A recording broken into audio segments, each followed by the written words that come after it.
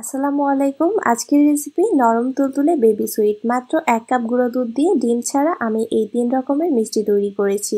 মিষ্টিগুলো কতটা পারফেক্ট হয়েছে আপনারা ভিডিওতে লক্ষ্য করলেই বুঝতে পারবেন।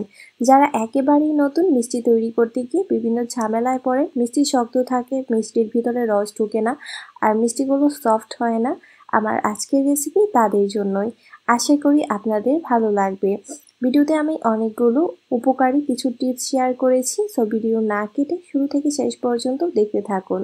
আশা করি আপনার মিষ্টিগুলো এরকম পারফেক্ট হবে। চলুন দেখে নিই প্রস্তুত প্রণালী। এর জন্য একটা মিক্সিং বোলে নিয়ে নিচ্ছি 1 কাপ পরিমাণ ফুল ক্রিম গুঁড়া দুধ, তারপর নিয়ে নিচ্ছি 1 টেবিল চামচ পরিমাণ ময়দা, তারপর নিয়ে নিচ্ছি 1.5 টেবিল চামচ পরিমাণ সুজি। এখানে আমি কাঁচা সুজিটা ব্যবহার করেছি। দিয়ে দিলাম 1 চা চামচ পরিমাণ বেকিং পাউডার। এখন এই শুকনো উপকরণগুলো একসাথে ভালোভাবে মিশিয়ে নিব। আর হ্যাঁ, এখানে আপনারা যে কোনো ব্র্যান্ডের গুঁড়া দুধ ব্যবহার করতে পারেন। তারপর দিয়ে দিচ্ছি 1 চা চামচ পরিমাণ ঘি। আপনাদের কাছে যদি ঘি না থাকে তাহলে এখানে মেল্টেড বাটারটাও ব্যবহার করতে পারেন। সবকিছু মিশিয়ে নেওয়ার পর এখানে আমি নিয়েছি তরল দুধ, আর দুধটা কিন্তু নর্মাল টেম্পারেচারে আছে। এখন অল্প অল্প দুধ মিশিয়ে আমি একটা আঠালো সফট ডো তৈরি করে নিব। ঠিক এরকম আঠালো হবে ডোটা। আর এখন ভয় পাওয়ার কিছু নেই, যখন এটাকে আমরা রেস্টে রেখে দিব তখন এটা একদম পারফেক্টভাবে সেট হয়ে যাবে। ডোটা তৈরি হয়ে গেছে, এখন ঢাকনা দিয়ে 10 মিনিটের জন্য রেখে দিব। ফিরে এলাম 10 মিনিট পর। আমি আপনাদের দেখিয়ে দিচ্ছি। লক্ষ্য করুন ডোটা একদম পারফেক্টভাবে সেট হয়ে গেছে। হাতের মধ্যে আমি সামান্য ঘি লাগিয়ে নিয়েছি। এখন এইখান থেকে ছোট ছোট বলের শেপ দিব। আর চেষ্টা করবেন মিষ্টিগুলোকে একটু স্মুথভাবে তৈরি করতে। আর যদি ডোটা একটু স্টিকি হয়ে যায় তাহলে সামান্য একটু দুধ অ্যাড করে নেবেন। একইভাবে আমি সবগুলো মিষ্টি তৈরি করে নিয়েছি।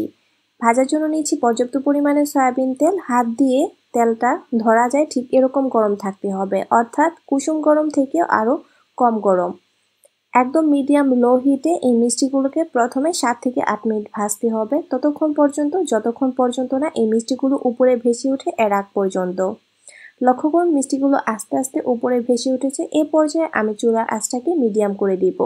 এর আগ পর্যন্ত কিন্তু চুলার আঁচটাকে অবশ্যই মিডিয়াম টু লোতে রাখতে হবে।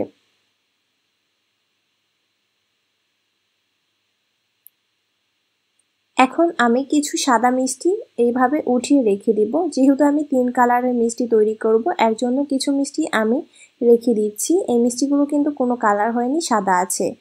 এখন কিছু মিষ্টি আমি একটু এরকম হালকা ব্রাউন করে ভেজে নিয়েছি, আর বাকিগুলো আমি আর একটু গাঢ় করে ভেজে নিব। আর এ পর্যায়ে চুলার আঁচটাকে বাড়িয়ে ভাজতে হবে, তা না হলে মিষ্টিগুলো পুড়ে যাবে।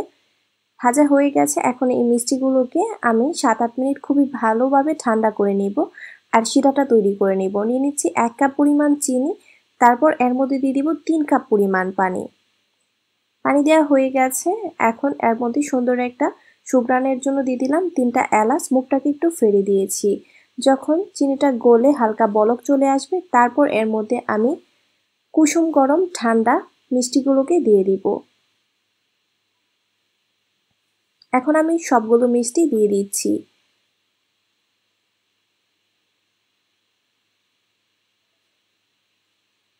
আর সবগুলো মিষ্টি দেয়া হয়ে গেলে তারপর আমি এইভাবে একটু নেড়ে দিব। ঢাকনাটাকে লাগিয়ে দিব। মাঝারি আঁচে এগুলোকে আমি 15 মিনিট রান্না করব। এর মধ্যে ঢাকনাটাকে খোলা যাবে না।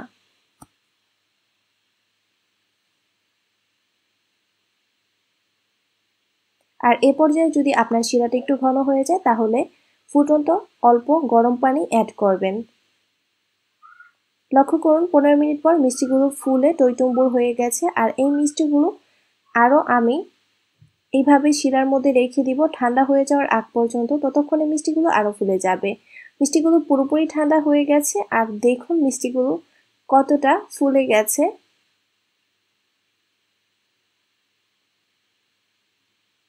এখন আমি একটা মিষ্টি আপনাদের দেখিয়ে দিচ্ছি যেটা কতটা স্পঞ্জি হয়েছে আর কতটা রসালো হয়েছে।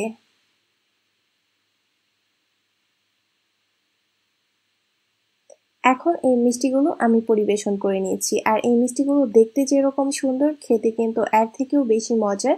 এইভাবে মিষ্টিগুলো তৈরি করে আপনারা নর্মাল ফ্রিজে রেখে অনায়াসে 1 সপ্তাহ পর্যন্ত সংরক্ষণ করতে পারবেন। আশা করি সবার ভিডিওটি ভালো লেগেছে। আজকের মতো এখানে বিদায় নিচ্ছি। সবাই অনেক বেশি ভালো থাকবেন। সবাই সবার জন্য দোয়া করবেন। আল্লাহ হাফেজ।